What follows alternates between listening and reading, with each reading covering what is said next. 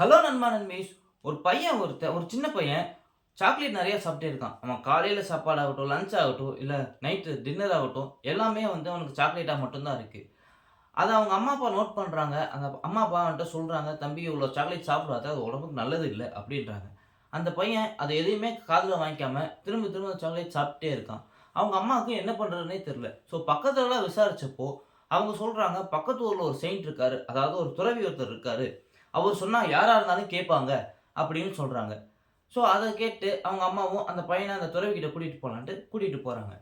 அப்படி கூட்டிட்டு போகும்போது, ஆல்ரெடி அந்த துறவி பார்க்கறக்கு லைன் கட்டி நெறைய பேர் நின்னுட்டு இருக்காங்க. ரொம்ப நேரமா வெயிட் பண்ணி எப்படியோ அந்த துறவிய அவங்க போய் பார்த்துட்டாங்க. போய் பார்க்கும்போது அந்த துறவிகிட்ட அந்த அம்மா சொல்றாங்க, "இந்த மாரி என் பையன் ரொம்ப சாக்லேட் சாப்பிட்டே இருக்கான். எவ்வளோ சொன்னாலும் கேட்கவே மாட்றான். நீங்க கொஞ்சம் அட்வைஸ் பண்ணுங்க." அப்படின்றாரு. அதுக்கு அந்த துறவி பதில் என்ன சொல்றாருன்னா, இப்ப என்னால எதுவுமே சொல்ல முடியாது. இவன அடுத்த மாசம் கூட்டிட்டு வாங்க. நான் அப்போ சொல்றேன்." அப்படின்னு சொல்லி அனுப்பிடுறாரு.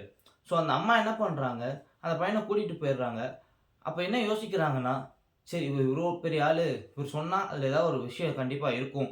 அப்படின்னு சொல்லி நெனச்சுட்டு, அந்த பையன கூட்டிட்டு போயிடுறாங்க. 1 மாசமும் ஆயிருது. திரும்ப அந்த துறவிய பார்க்கறக்கு அந்த பையன அந்த அம்மா கூட்டிட்டும் வராங்க. அப்போ அந்த துறவி சொல்றாரு, "தம்பி, அம்மா, அப்பா சொல்றத கேட்கணும். இவ்ளோ சாக்லேட் சாப்பிட்டீன்னா உடம்புக்கு நல்லதே கிடையாது. அதனால அம்மா என்ன சொல்றாங்களோ அத கேளு." அப்படின்றாரு. அந்த பையனும் சரிங்க அப்படின்னு சொல்லிட்டு வந்துடுறான். அப்ப அந்த அம்மா அந்த துறவிகிட்ட, "இத ஏன் நீங்க போன மாசம் சொல்லவே இல்ல?" அப்படின்னு கேட்டதுக்கு அந்த துறவி சொல்றாரு, "போன மாசம் வரைக்கும் எனக்கும் அந்த பழக்கம் இருந்துச்சு.